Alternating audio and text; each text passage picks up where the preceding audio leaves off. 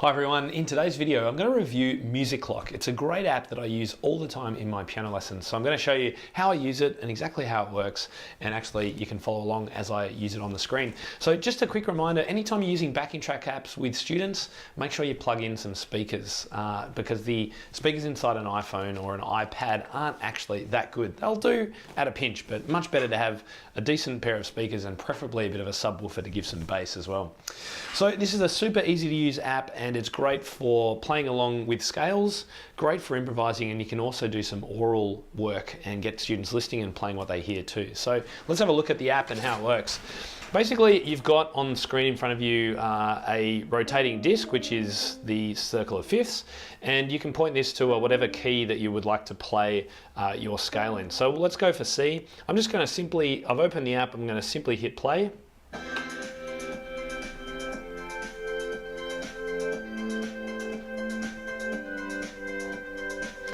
So that's just one of the many backing tracks. And the way I use this, there's a whole number of ways, but let's just start with scales. So a student can play a scale along in time with it. They could do it half the speed. And I'll demonstrate two ways that you can play the turnaround at the top as well. So here we go.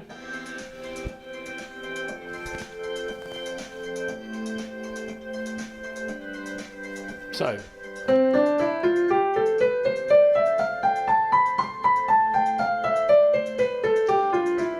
I can also do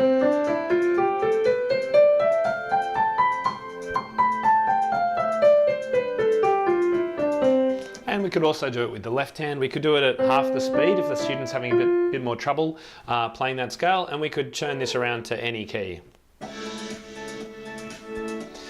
So that's one activity that you can use this app for. And if I click the back button, I can select different scales. So perhaps the student's learning a harmonic minor scale, for example. And you've also got a whole lot of different styles of music to play along to as well. So let's have a look at the rock here. I'll click on Let's Jam. Let's go to D major, D harmonic minor now, and I'll hit play and we'll have a listen to how it goes.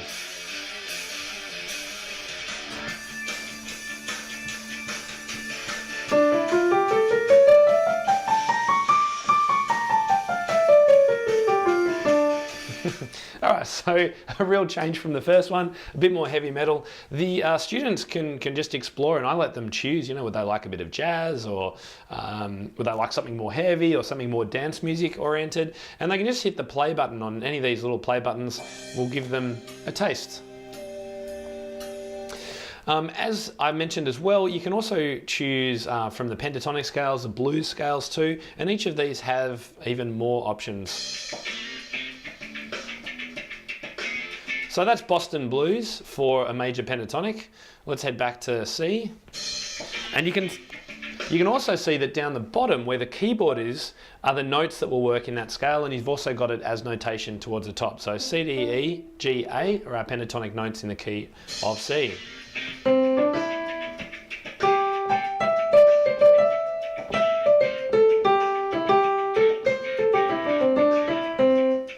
You get the idea anyway, how that works.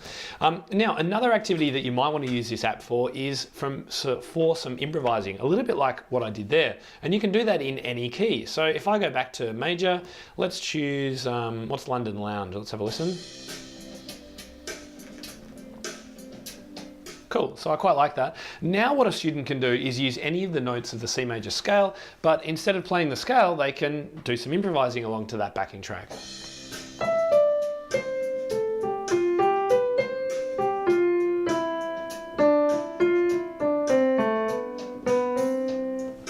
Get the idea. So just using the scale for some improv, but you've got that backing track along in the background, which makes things far more interesting for the student.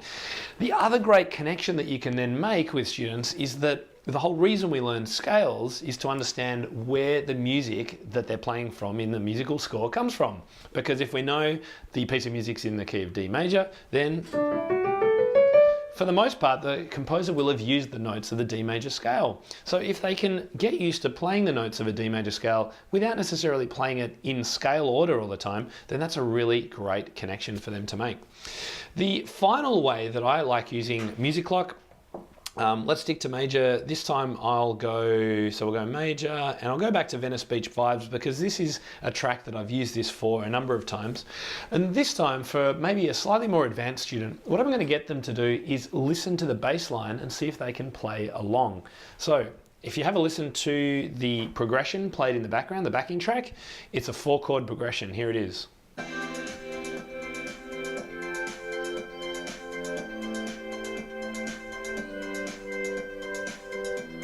So trying to get them to hear that da dum bum bum, and then be able to find it on the piano da bum bum bum. And then we could try and get them, depending on where their knowledge is at, to put chords with those notes. And the first guess would probably be E is your first note, so would an E minor chord work with that? It doesn't sound quite right. So what the first chord actually is a C major chord with an E in the left hand. And then A minor and G. So it's just using 4 very simple chords in the key of C major, and that kind of experience for students, being able to hear the bass line, be able to play the bass line, and then work out the chords that go on top, is literally one of the best learning experiences for a student. It gives them deep understanding of chords and harmony, how music works, and it also makes them think about the chords that are likely to come up in the key of C. And that's the focus of one of my other videos, of course, when I talk about 4-chord composing. But giving students this kind of a knowledge with an app like this that's really fun and interactive is fantastic. Now, there are probably many other ways that you could use this app, but I hope that's given you a little bit of an overview. I think my one negative for this app is that at the moment you can't change the speed of any of the backing tracks in here. So you either have to play it at the speed, or you have to play 1 note per beat or 2 notes per beat sort of thing. You can't adjust them. There has also been from time to time some unusual, some unusual notation going on the scale at the top of the screen. So sometimes you might find a sharp where you probably should find a flat and things like that.